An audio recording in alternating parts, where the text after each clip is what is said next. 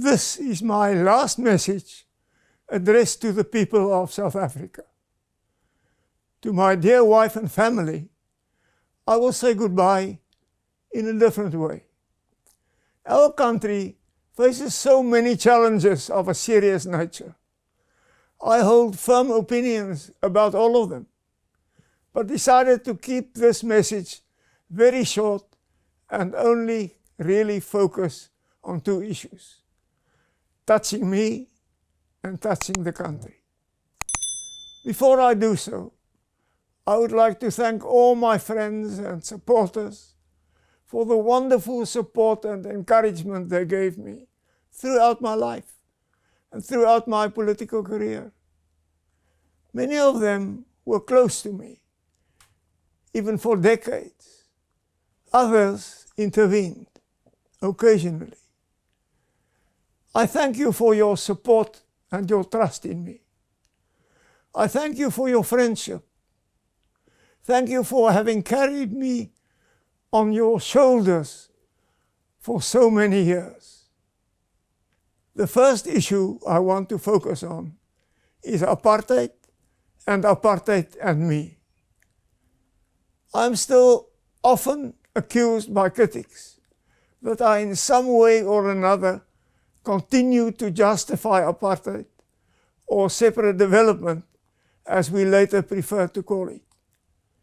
It is true that in my younger years I defended separate development, as I never liked the word apartheid.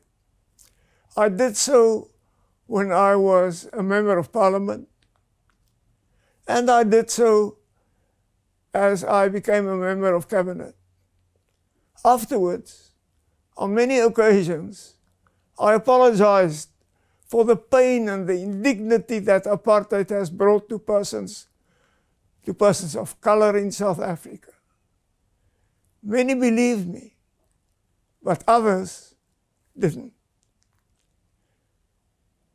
Therefore, let me today, in this last message, repeat: I, without qualification, apologize for the pain and the hurt and the indignity and the damage that apartheid has done to black, brown, and Indians in South Africa. I do so not only in my capacity as the former leader of the National Party, but also as an individual. Allow me in this last message to share with you the fact that since the early 80s, my views changed completely. It was as if I had a conversion,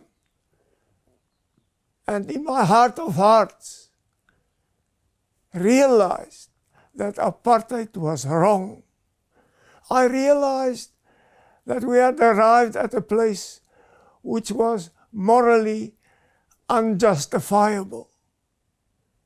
My conversion, to which I refer, didn't end with the admission to myself of the total unacceptability of apartheid.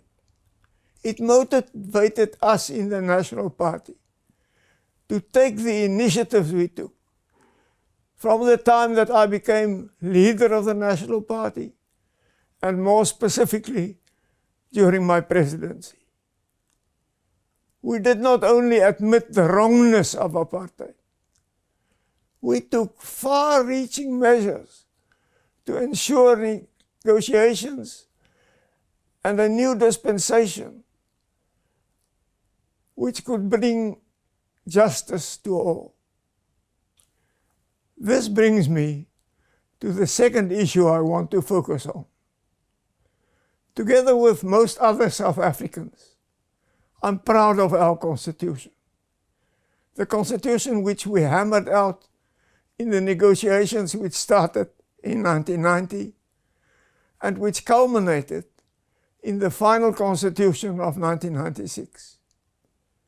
I fully associate myself with the values and principles enshrined in our Constitution.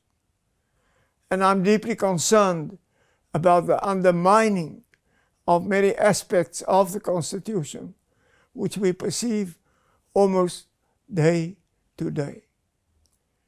It is my plea that the government, all parties, civil society, and all South Africans should once again embrace the Constitution and interpret it in the balanced way which the Constitution demands. We need to align the principles of non-racialism and non-discrimination with the need to deal with the past and issues like affirmative action. We need to guard over the independence and the impartiality of our courts. We need to promote economic growth and job creation by basing economic policies on the principles contained in the Constitution and not on ideologies which militate against the Constitution. We need to make the Constitution the cornerstone of the new society we are building. The road forward is a difficult one, but I firmly believe that if we take hands and if all the reasonable people in South Africa put their heads together, we can overcome the challenges we face and we can fulfill the tremendous potential that South Africa has. May the South African nation show the courage and the ingenuity to achieve this. I'm a king, yes, I'm a king, I think I'm a king.